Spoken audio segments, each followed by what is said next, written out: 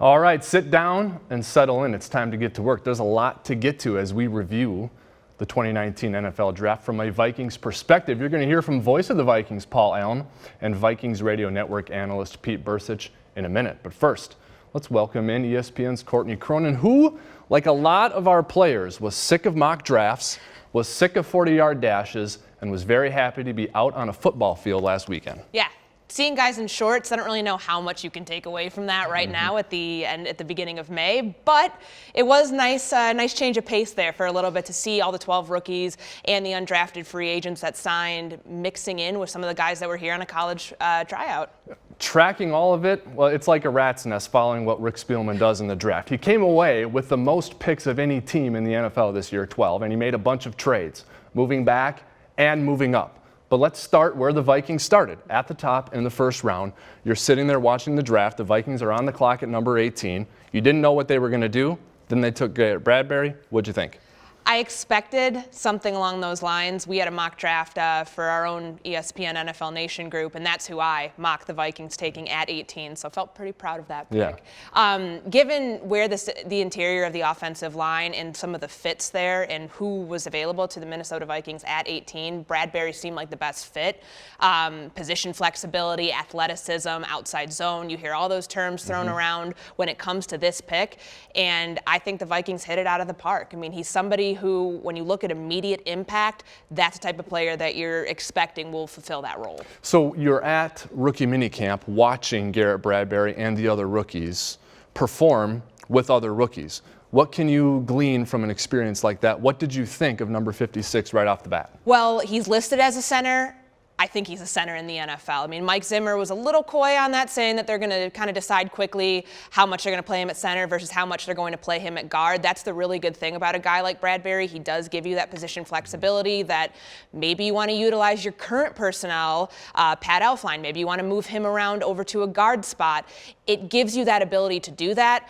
I think that if I'm a betting person, if we're looking at day one of his NFL career, I think week one he will be starting at center. And we did see him take a majority of his snaps there during rookie minicamp, at least the part that was open to the media. I think he's a really athletic player. I think he's going to fit what this team wants to do with its outside zone scheme. I'm sure in the next segment you're going to see just how athletic he is with those reach blocks. I mean, he is a specimen. He is definitely an athletic freak, and a lot of that starts and is very important to have at the line of scrimmage. You know, the center position inherently, Courtney, is a leadership position. So he's a first-year player. He's going to come on to a team with a lot of veterans. If he is the center, how do you see him fulfilling that role in terms of being a leader of the line? Well, it's something he talked about at his introductory press conference, that you come into a situation like this, you have to earn the respect of every other person that's lined up next to you on that offensive line. The thing I think is really interesting in his case, he was a baseball player for a very long time. He was a catcher. And I remember asking him when he first got here, how did that help you outside of maybe some of the physical traits and preparing for football? How did that help you in terms of the communication aspect? And I mean, when you're calling a game essentially behind the plate, calling pitches, that translates a lot to being under center, hearing the snap count, making sure everybody else, all four guys next to you, are doing their jobs. I think that's really going to benefit him when he gets thrown into the trenches as a rookie. Speaking of calling games, we got two guys who call Vikings games for the Vikings Radio Network. It's Paul Allen and Pete Bercich. They go to the tape to break down how Garrett Bradbury can help this Vikings offense. No doubt, and Courtney may have been tired of seeing these rookies in shorts, but when I first saw Garrett Bradbury, I was like, whoa, welcome to the team. Big and thick, super happy he's on the team, but when you see him in full regalia and shoulder pads, we analyze it with Pete Bercich. You're going to like it. And one of the things we heard about the zone offense and what exactly is the zone running game. Here he is executing this to perfection. And this is, I'm sure the coaches and the scouts saw this film and said, this is our kind of a guy. The whole goal of a zone offense is to see all these guys leave at the same time. They're all like tied to a string. All these offensive linemen are widening out to the outside. And the goal is right here to get the shoulders of the defensive linemen not parallel with the line of scrimmage, right? But the hard part is this. You have a big gap that you can leave open at certain spots, and the linebacker in this case is going to try to get in there. But you'll see Bradbury's ability to bury his nose in the shoulder of that defensive lineman. And that's important because it takes two guys to get that push, to keep that momentum going outside. And he's still able to look back and redirect and get just enough of that linebacker to spring the running back to the second level. Yeah. So when you're looking for vision, when you're looking for motion, for the ability to get outside, the quickness, those are the things. Now, one thing about, he's talking about agile centers. Can they pass protect? Do they have an anchor? Here's the situation against Dexter Lawrence of Clemson University. Another what, Paul? First round pick, New York Giants. Exactly. A guy who they loved for his size and his ability to move bodies. And what I like here is you see him snap. Now watch his feet. He plants his right foot and his left foot, but he's able to stay square. And watch his pad level this whole time. His pad level is down below. Lawrence is not able to get that push straight up the middle of the field, keeps the quarterback's vision clean. And as Lawrence goes back outside, he's able to wall him off and then continue to push him up the field. So those two plays right there give you a great example of his athleticism and why they love him in this zone running scheme, because he's able to not just snap the football, but get horizontally very quickly and able to push and then look back. He has all the different techniques and footwork that they need in this style of running game. Great selection. Day 2 of the draft, the Vikings got more offensive help. Wobby? Yeah, and the offensive help, the focus shifted, Courtney, to the skill positions. In the third round, it's running back Alexander Mattison.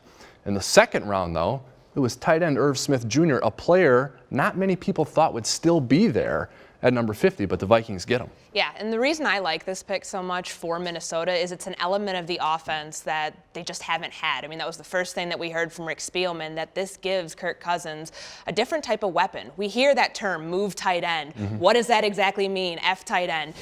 When you think about your traditional tight end who can sometimes be your sixth blocker, lined up in a three-point stance, this is different than that. You can line him up in the slot. You can put him as an H-back, which he did a ton at Alabama. I think he's a really versatile weapon. What I like about Irv Smith the most, though, is just given what they can do with 12 personnel. I mean, we heard Spielman say that most times they were lined up 3 wide last year. Well, what does Kirk Cousins want this offense to do differently in 2019? Have more explosive plays. If you're using 2 tight end sets with a guy like Irv Smith combined with Kyle Rudolph, you're not only able to exploit some of these single high defenses, you're also able to attack an 8-man box, I think, a lot more effectively because you have 4 vertical threats. And that's what this is really going to do for this offense. It gives Kirk Cousins not only more weapons, but really you can move him around, you can line him up a lot of different places, you can create those mismatches, which is kind of that buzzword when we talk about this tight end position. Yeah, and you mentioned moving around. Well, the Vikings did that in the third round. They moved back. Yeah. They wind up taking a player. Now, we had cameras in the war room, and there was some celebration, Courtney, when the Vikings made this pick because it was one of Kevin Stefanski's favorite players to watch on tape. Boise State running back Alexander Mattison. What do you see? I see Latavius Murray part 2, potentially. I mean, that's what they wanted here. When Latavius departed in free agency, they wanted to find that immediate complement for Dalvin Cook. Physically speaking, he's there. He's 5'11", 221. He's a bulldozer. And I think just in terms of that workload, the last 2 years as Dalvin Cook dealt with some injury issues and Latavius Murray was thrown into that role that really did become a lead back role, he got better the more carries he got. With a guy like Alexander Mattison, who averaged 4.7 yards per carry in the last 5 games of his junior season, averaged 30 carries per game. The more carries he got, the more effective he got, the more he was able to help the Boise State offense. Yeah, Pete and PA, a couple of guys, Irv Smith, Alexander Mattison. You might be calling some touchdowns for these guys in year 1 as Vikings. What did you think of the weapons added to Kirk Cousins' arsenal? I love both of them, and with Irv Smith, we can deep dive on him like all the way back to the early 90s because Pete Bercich played at Notre Dame with Irv Smith Jr.'s father. Yeah, Irv Smith, who was a teammate of mine and was an unbelievable tight end. He was athletic enough. He played baseball and football at the University of Notre Dame. And if you want to know about Irv Smith Jr., just go watch the Indiana game in 1991 and watch what Irv Smith does to about 4 or 5 defenders. Yeah. Irv Smith Jr., run after catch is what excites me. And great job with Courtney and Wobby on Irv Smith Jr. But what about the running back Alexander Mattison? Backup running back Mike Boone, second-year Cincinnati. Veteran Amir Abdullah, he's here now. Dalvin starts. How do you factor Alexander into this? I think Alexander Mattison, the role that's going to be there is the short yardage and goal line because that was vacated. So he's going to have those. Those are his chances. Those are going to be his carries early on. But his vision and his ability to see the cutback and to set up blocks, I think, is going to just be great for him at this level. And, Dalvin Cook has not always been healthy. He may get extended service early in the season.